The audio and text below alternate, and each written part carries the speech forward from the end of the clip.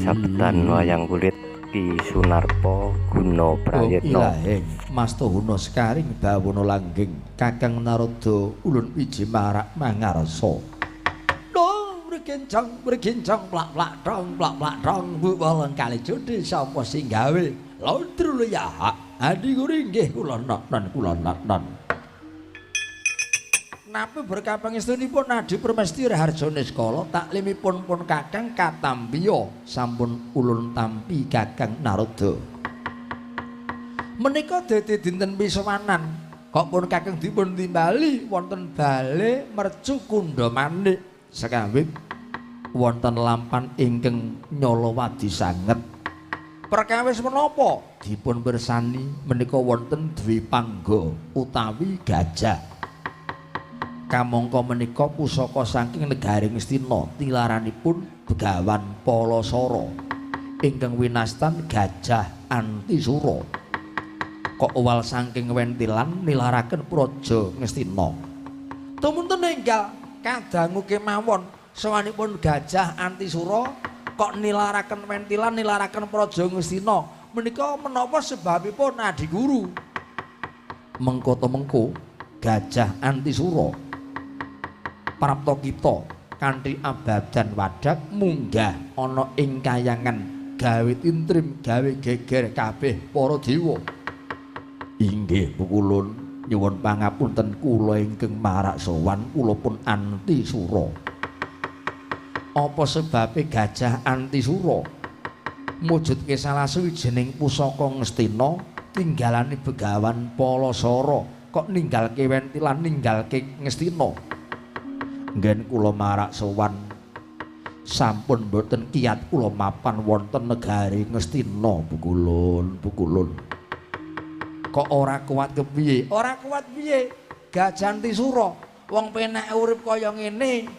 Coba kita najan dadi kewan ning bisa tata jalma arep butuh mangan apa disembadani. Butuh turu sing kaya ngapa? Upamane kok mapan turu njaluk dilemeki kasur babut ya kelakon. Upama kita njaluk dikombor nganggo rendeng ya kelakon. Mboten perkawis menika Pukulun sekawit nggen kula mapan wonten Ngastina. Pangras kula Ngastina menika dayanipun benter. Dayanipun benter awit sedaya kawulanipun, sedaya punggawanipun miwah ratunipun menika nalisir saking garising kautaman ingkang den uja ma lelima nuruti hardaning kesenengan ngumbar hawa nafsunipun piyambak. Mboten namung menika rinten lan dalu para kawula remenipun namung rupian-rupian kasukan dadu sami remi ceki lan sak panunggalanipun langkung-langkung para wanita tuna susila lingkat-lingkot lelewani milangoni memalacih mikat priya ingkang maksih lali dhateng garwa miwah putra Pukulun ngantos boten imut bilih ing riku nikmat ingkang beta lelara. Para wasupitri pendeta kiai lan para santri sampun dipun kiwaken dening Sinuwun Prabu Duryudana. Haraning dayanipun benter sampun risak budi pekertinipun para kawula ing Ngastina. Kula nyuwun pejah, kula nyuwun dipun sendal mayang Pukulun.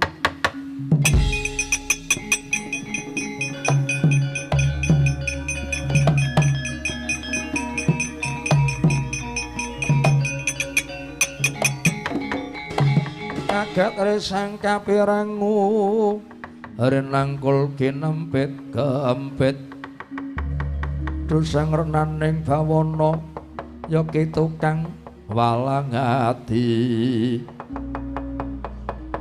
Kakang Narada kados pundi? Lho ya. Adi Guru tita wujud menapa kemawon sae menika menungsa utawi kewan sami-sami kedunungan urip. Tetuwuhan menika nggih nggadahi urip. Namung bentenipun yen menungsa nggadahi cipta rasa karsa. Ning yen kewan menika mboten nggadahi akal. Akale kewan niku yen obah kudu mamah. niku wakale kewan. Mila yen menungsa kok yen obah kok hawanipun badhe mangan mawon sami kemawon menungsa ning jiwanipun kados dene kewan. Lah napa tumun ning ngatasé maksud dipun titaken kok nyuwun pejah. Gajah Antisura sumurupa wong mati kuwi tegese wis rampung perkarane nanging pepati boya kena kanggo ngrampungi perkara. Eling marang pati iku becik kanggo nyuda tumangkari hawa nafsu. Ning yen mati durung dikersake dening Gusti. Yen le mati merga nglalu, ngendhat tali murda, suduk slira, lampus diri, nganyut tuwuh. Le mati durung dikersake Gusti ning saka kersaning kersaning titah. Lawang swarga durung tinar buka. Mongko sukma jati, jatining urip ya Nur Muhammad.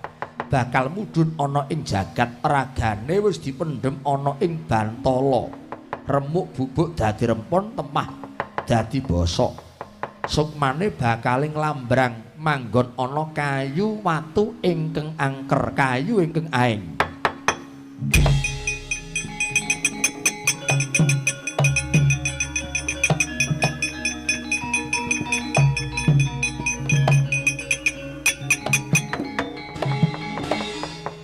Raning kita wujud gajah nanging pusaka Ngastina.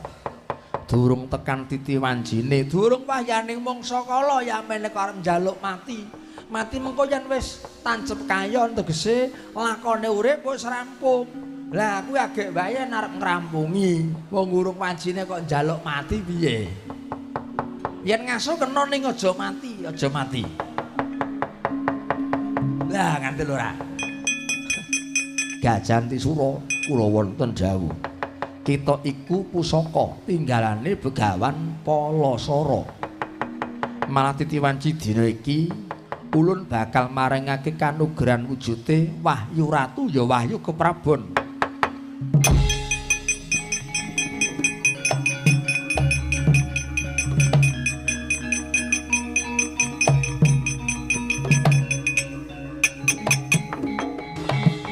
Merga rusak ing jagat akeh menungsa sing padha lirwa ing kewajibaning urip para brahmana pendhita kiai lali marang tanggung jawabe ingkang sekawit piwulanging agama kanggo nuntun wong kang bingung peteng imane peteng atine ning tekan ndata jebul para ulama kiai santri akeh sing padha adol donga suci akeh sing padha adol piwulanging agama.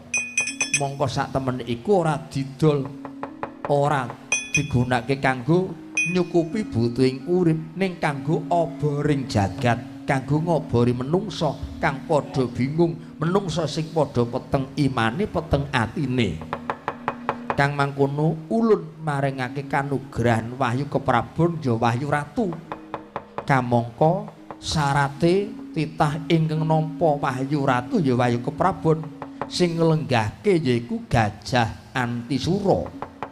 Gajah Antisura ingkang nglenggahke yen bisa lenggah dampar Antipraba iku ingkang kasinungan Wahyu Keprabon.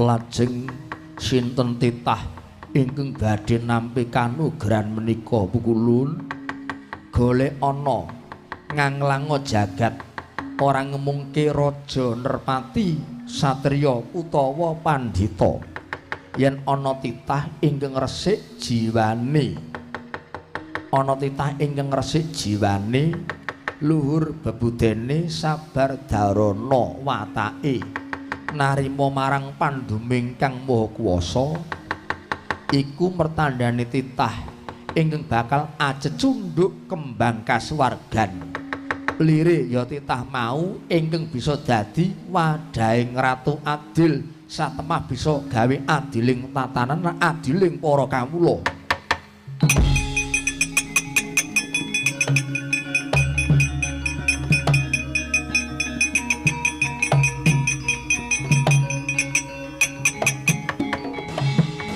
Urip kuwi digunakake, ditanjake apa sak mesine anut kodrating urip Antisura. Inggih.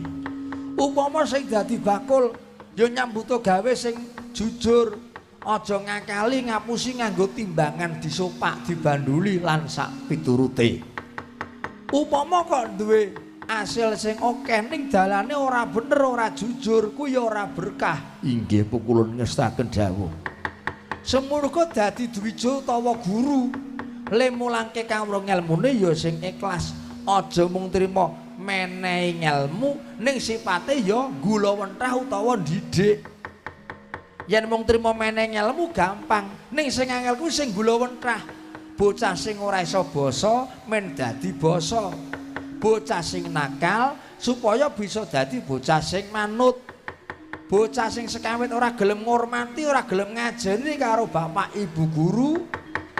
Mula bareng diwulang kawruh urip digulawentrah yen ana bapak ibu guru manjing ana ing pawiyatan terus padha nganglungke jangga sugeng enjang Pak Guru, sugeng sonten Ibu Guru lan sak piturute. Inggih. Ora beda wiyaga. Wiyaga kepinterane ya ditanjake kanggo nyambut gawe lair ngudikardi batine manembah marang Gusti. Aja mung trima le munggah panggung ngiras turu. Kuwi yen ana wiyaga kaya ngono, mertandane wis owah nalare. Nampa blanja ning ora nyambut gawe. Nampa blanja ning kerep turune. Lah wiyaga sing kaya ngono yen wis ilang nalare, gampang kena bendu. Liyane bali ngulon, le bali ngetan. Kuwi Gajah Antisura. Iya, ngestaken dawuh. Muduna ning jagat golek ana titah ingkang resik, jiwane luhur bebudene iku ingkang bakal nampa sarate dilenggake ana gigiring Gajah Antisura. Tumuli lenggahna damar Antipraba.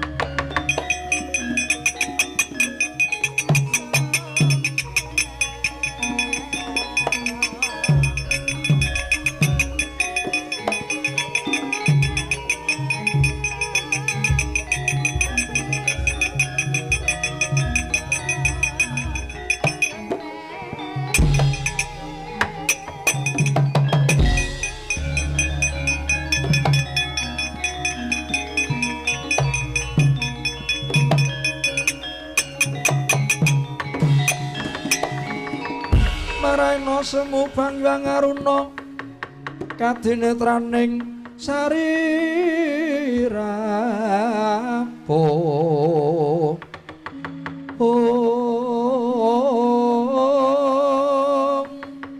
ringkan negara saketer niki dunganing kung lir wuwu sing wini panca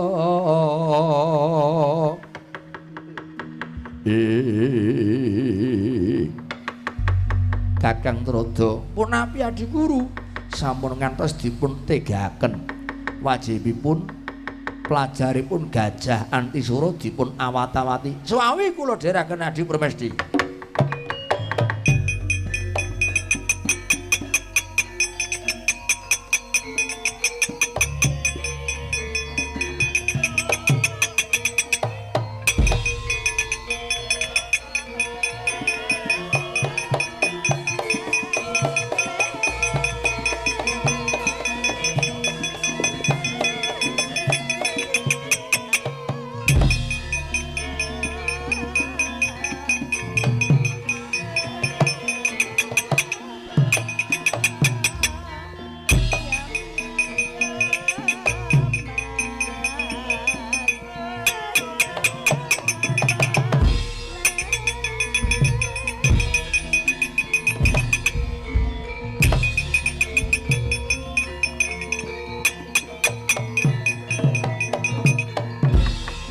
Sumangkang krasa sumbar lindu bumi kanjing ong Maludo guntur ketuk umop kang jalani dilumimbak penyuku mambang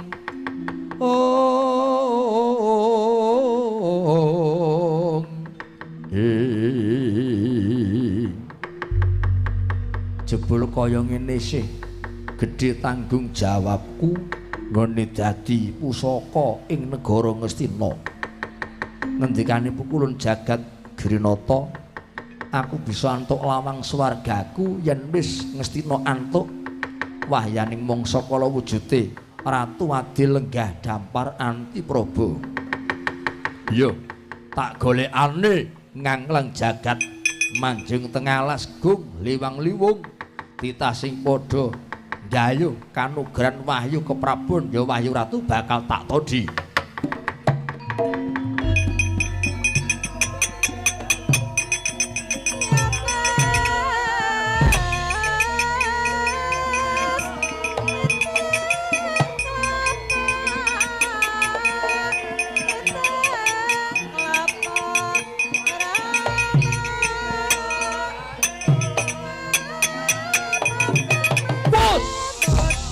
Sanda wah wo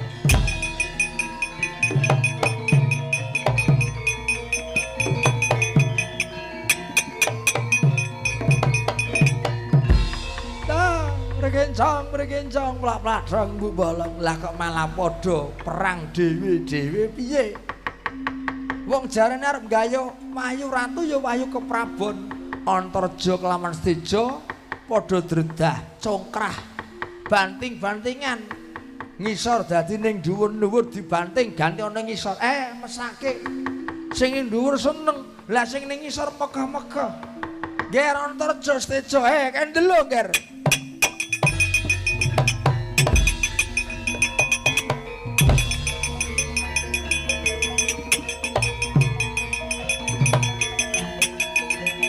mati bono wah bus larang ger kandel lenggah monggo ger sare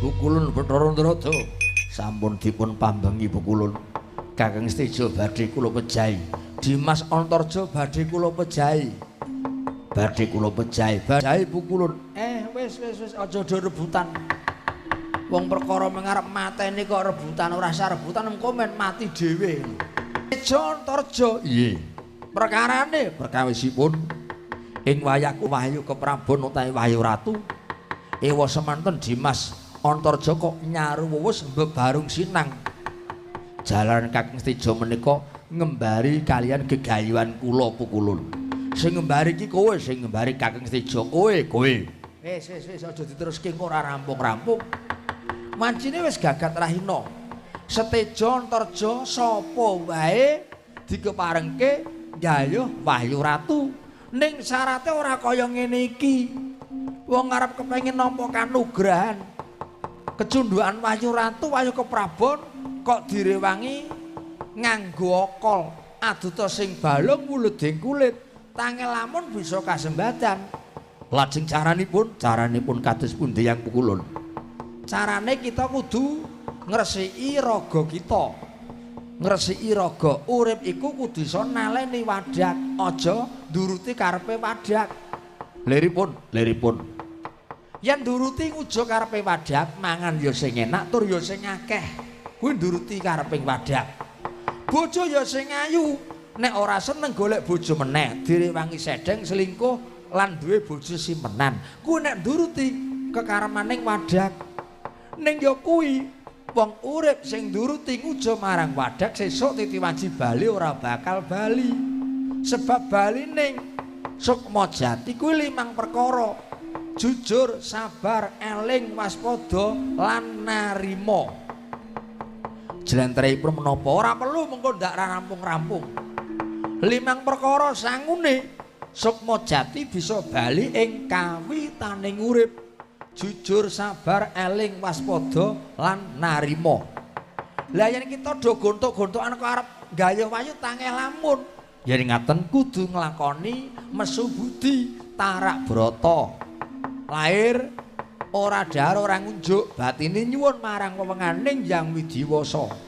Yen bisa dilenggahke ana gigire Gajah Antisura, kuwi sing bakal napa Wahyu Ratu ya Wahyu Keprabon nggih.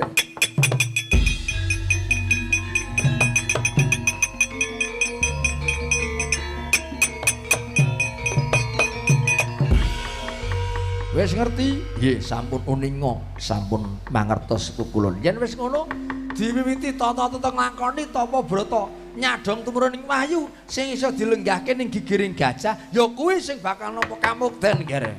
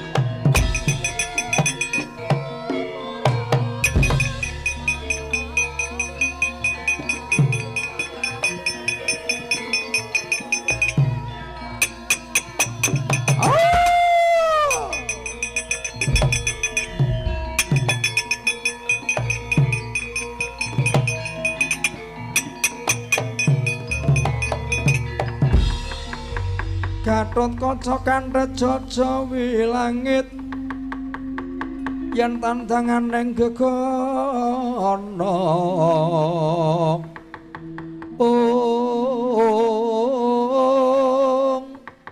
miber mancal pundak mlintir jangga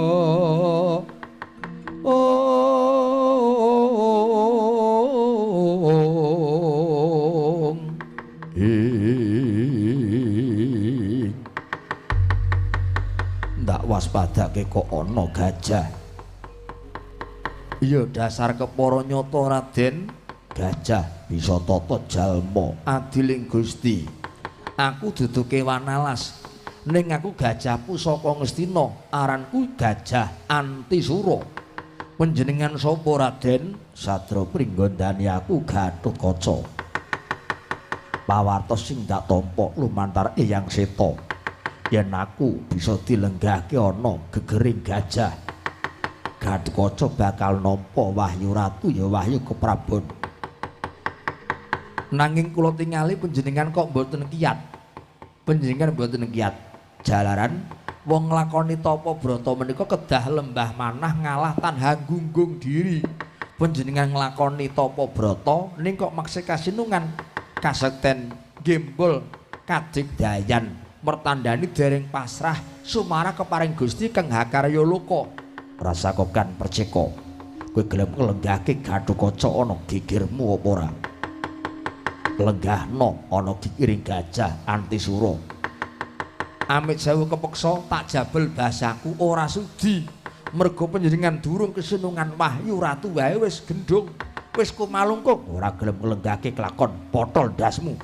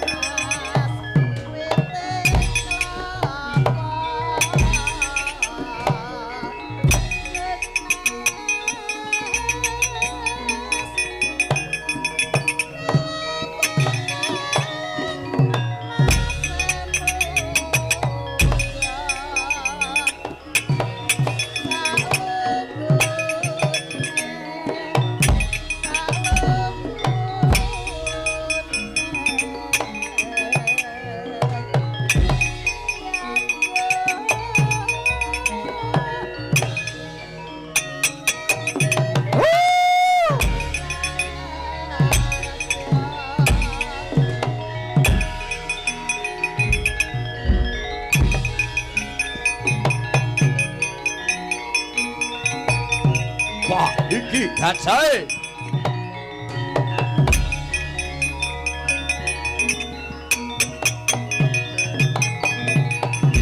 Nemune lah kok malah diku Yai Gatotkaca sing nyedhaki Gajah Antisura.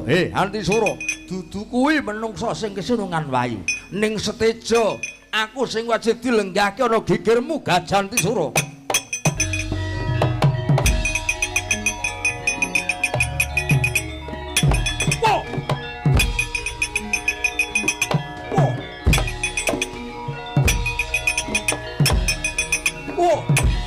Ayo lenggano. Wow. Bus. Wow.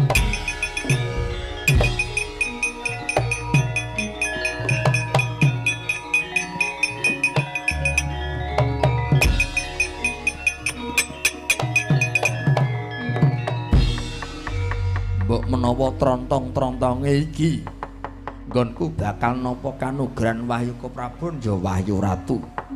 Sebab wujude Gajah Antisura ya iki wis mapan ana lengkeng gunung mapan tengah alas. Antisura, dudu Kakang Seteja sing wajib lenggah ana gigiring Gajah Antisura. Ning Ngontarja lenggah ana gajah.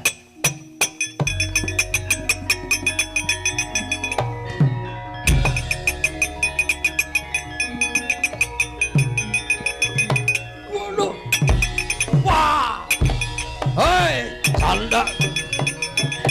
Waduh. Wah.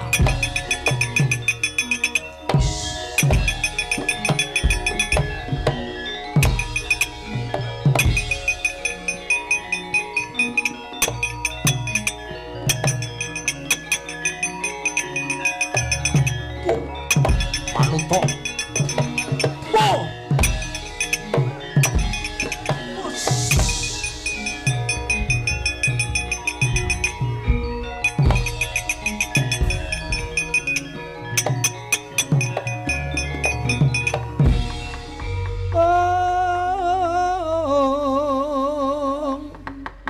Lenglenging dramangu mangungkung kandhuan limang lerena tanpa kanen.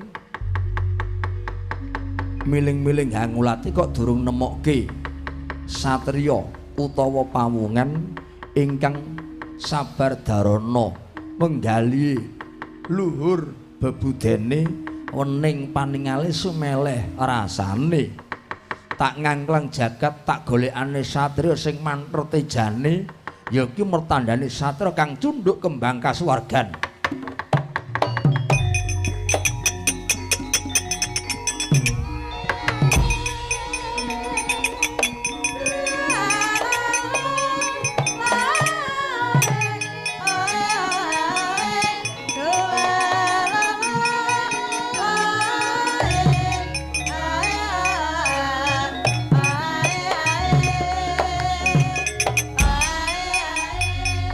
Raden Angkawijaya, Raden Abimanyu dipun dheraken repat Panakawan catur nanging sawetawis ora ditebih.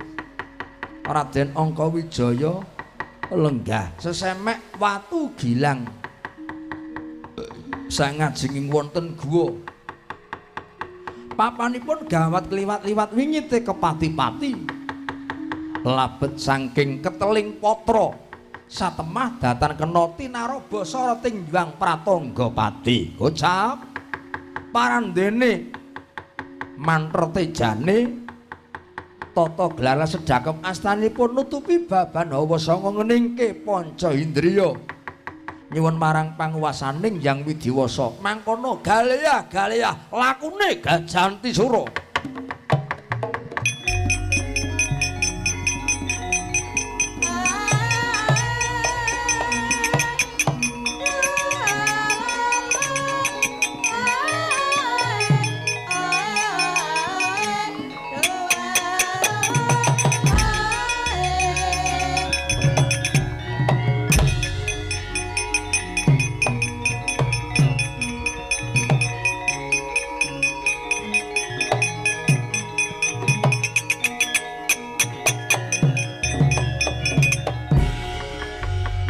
saranane wong yen luhung betatopo lawan guling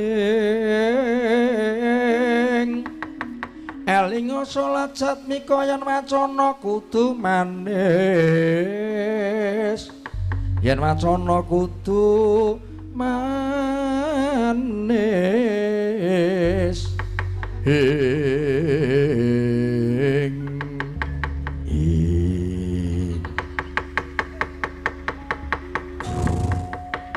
ndak waspadake ana satriya wujude bagus kok lembah manah banget ora goreh rongeh ning jenjem kulatane aku sing prapta geniya panjenengan Raden kok ora rumangsa bingung mongko adakane wong urip iku sing digayuh sapa mesti kepengin weruh sing digayuh apa kepengin supaya kasembadan geniya aku sing prapta minangka dadi dalan mudhuning Wahyu Ratu ya Wahyu Keprabon kowe kok ora kepengin weruh kok ora kepengin numpaki Raden mongko liyane wae janji ketemu karo aku Gajanti Sura kepengin numpaki kok kowe ora kepengin numpaki kepiye apa wis ora iso numpak apa piye Raden mangkono glendang-glendeng sesambate Gajah Antisura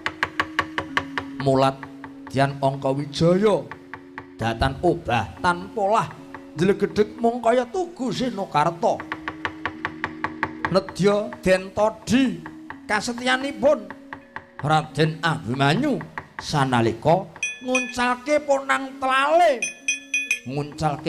telale gubet raganipun Dian Angka Wijaya den junjung sawunya kajunjung den dawaken dawa plakapi dara gaget kang sami tuminggal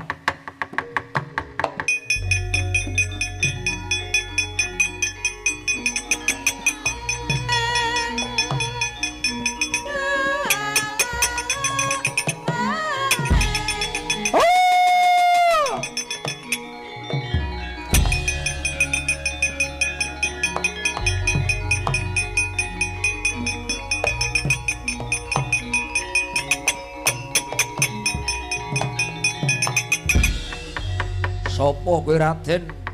Kowe takon marang aku jenengku Angka Wijaya ya Abimanyu. Luputku apa gajah? Aku kok digubet telalemu dijunjung temah dibanting nganti dawah kalenggak. Ditepungke dhisik aranku Gajah Antisura. Kowe Gajah Antisura. Iya. Aku butuh ngerti, butuh takon karo panjenengan. Apa sebabe ragamu tak gubet nganggo telaleku, tak junjung, tak umbulke kaya ngumbulke kapuk, temah kowe tak banting, tiba ana ing Wadasuri. Kok kowe mung nrimo? Kok kowe nglilake ragamu nganti beset kulitmu? Apa sebabe Raden? Yen aku males karo kowe, donya ora bakal tentrem anane mung wales winales paten pinaten. Mongko urip iku yen bisa ngenaki tiyasing sasama najan kowe mbalang kotoran yen bisa Angka Wijaya mbalang kembang apa maneh dibalang kembang dening wong liya sak ora-orane Angka Wijaya ya kudu males kembang sing gandane wangi najan kowe maeka mamrepatine Angka Wijaya nanging sak bisa-bisaku aja nganti aku males rik kelawan kowe Gajah Antisura donya ora bakal aduh Raden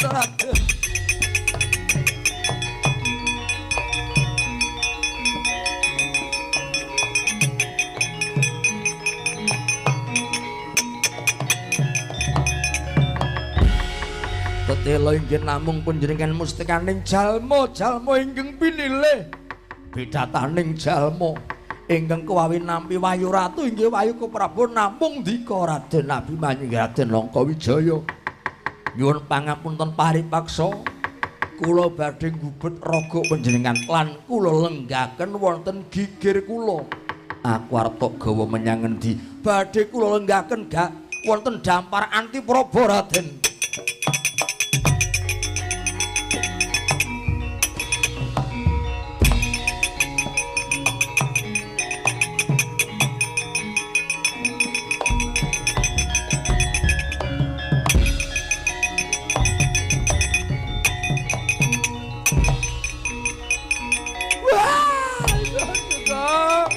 Ndara ilang digawa gajah kok.